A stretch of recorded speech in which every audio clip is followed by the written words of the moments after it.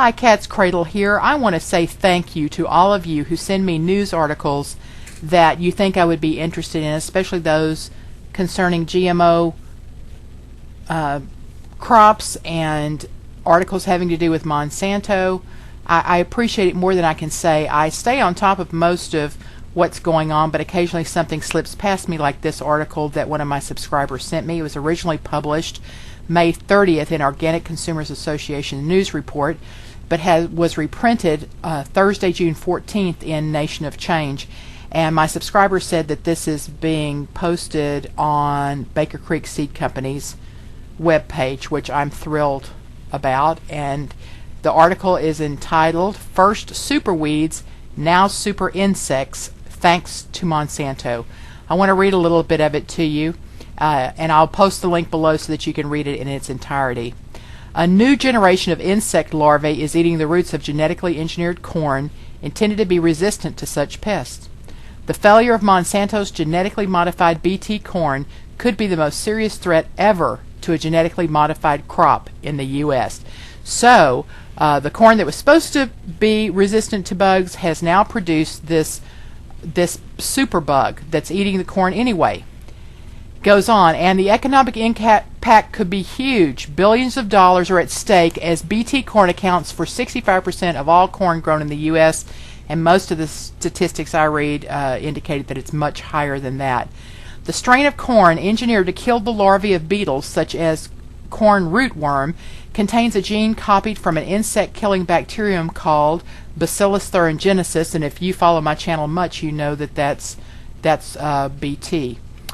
Even though a scientific advisory panel warned the Environmental Protection Agency that the threat of insects developing resistance was high, Monsanto argued that the steps necessary to prevent such an occurrence, which would have entailed less of the corn being planted, were an unnecessary precaution, and the EPA naively agreed. Here, and the next section comes from a report from NPR that says, "The scientists who called for caution are now saying, 'I told you so,' because there are signs that a new strain of resistant rootworm is emerging. A committee of experts from the EPA is now recommending that biotech companies put into action for the first time a remedial action plan aimed at stopping the spread of such resistant insects. The EPA experts are also suggesting the agency reconsider its approval of a new kind of rootworm killing corn, which Monsanto calls Smart Stacks, all one word, STAX. The new version of Bt corn includes 2 different Bt genes that are supposed to kill the rootworm in different ways. This should help prevent resistance from emerging, and the EPA is allowing farmers to plant it on up to 95% of their corn acres. But if one of those genes is already compromised, such a high percentage of Bt corn could rapidly produce insects that are resistant to the second one too." Yeah, that's real smart. Let's put another kind of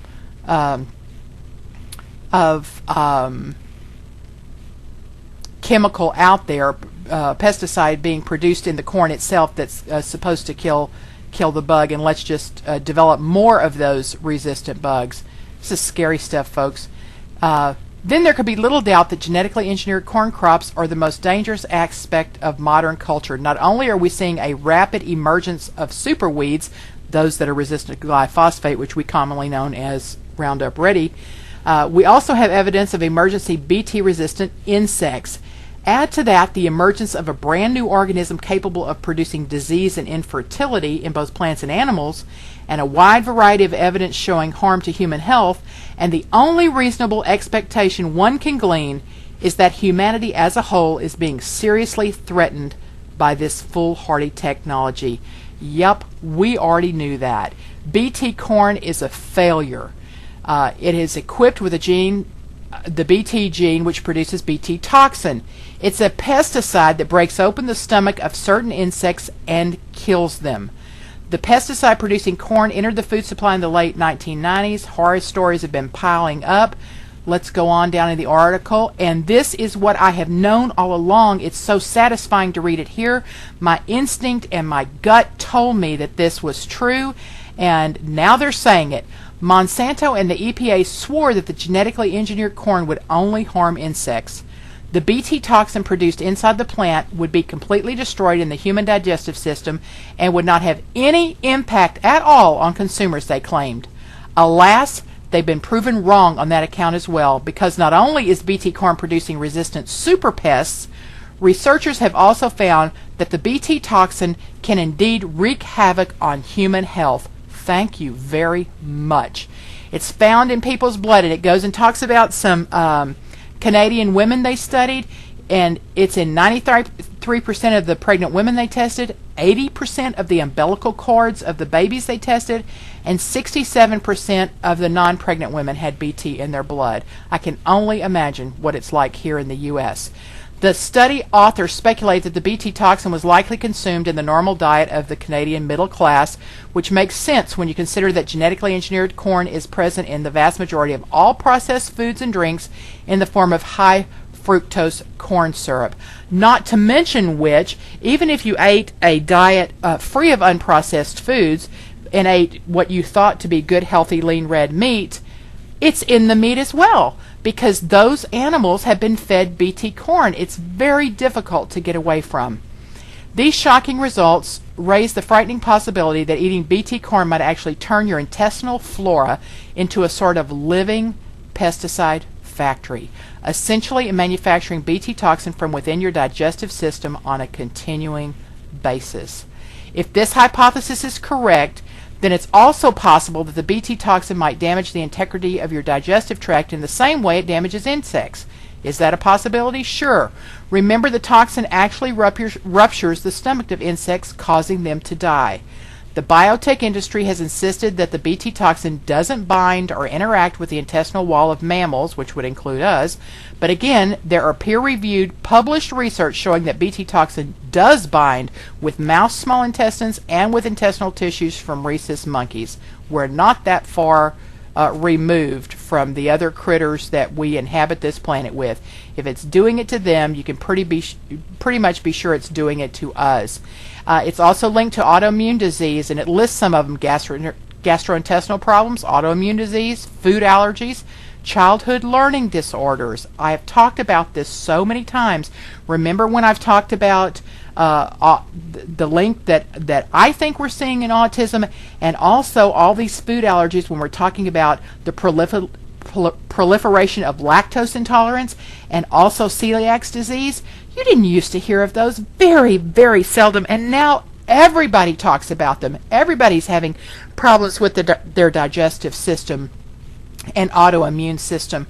It talks about some studies done in mice and all the things they found there, and some of the things that might be of interest to you are arthritis, inflammatory bowel disease, multiple sclerosis, and cancer. It says that there are elevated T cells which increase in people with asthma, children with food allergies, juvenile arthritis, and connective tissue disease.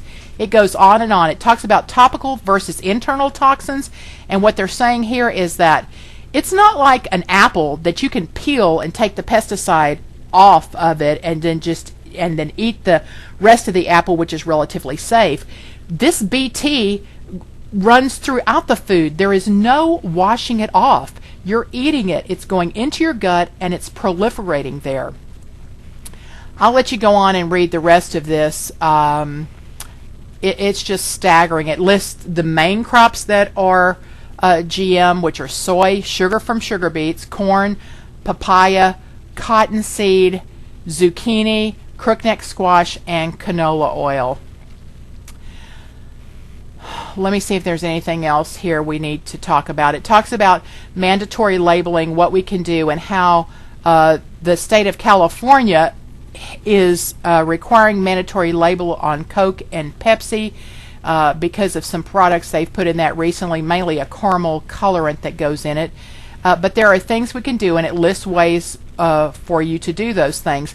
The main thing you can do, though, is insist on organic and buy that as much as you can. I know it's not cheap, but give up something else. Give up going to the movies or Netflix or downgrade from high-speed internet to just the regular internet. I don't know what you need to do, but we've made adjustments in our family to do that. One of the things I want to share with you that we found that we're excited about is this site called localharvest.org, and I will put the link for you below. I thought I lived so rurally, and I mean, if I fuss about BT corn here where I lived, I'd be lynched and sent out of town on a rail, because everybody uses it here in the crops they grow, and even the farmers feed their cows BT corn. I thought it would be impossible for me to find organic meat and that kind of thing. But I went to localharvest.com, and lo and behold, there is somebody not more than about 13 miles from me who is selling beautiful organic beef that's raised without hormones. They're grass-fed, no grain whatsoever. When I found out, I almost burst into tears. I'm not kidding. I talked to him on the phone yesterday, the farmer, and he said he's not the only one. There's more people around growing organic fruits and vegetables and that kind of thing, and he would tell me who they are. I cannot wait to go out to his place. He sells a hindquarter of beef for $2.75 a pound, which is thrilling to me. I can't wait to order some and to try it. But there's hope, folks. You just have to search it out. I will post the link for everything I've talked about, and even Local Harvest here for you as well. I hope this helps to help you to make more educated decisions about the food for your family. I appreciate you listening to me, and I appreciate all your comments, and it's so good to be associated with people who get it. Cat's Cradle.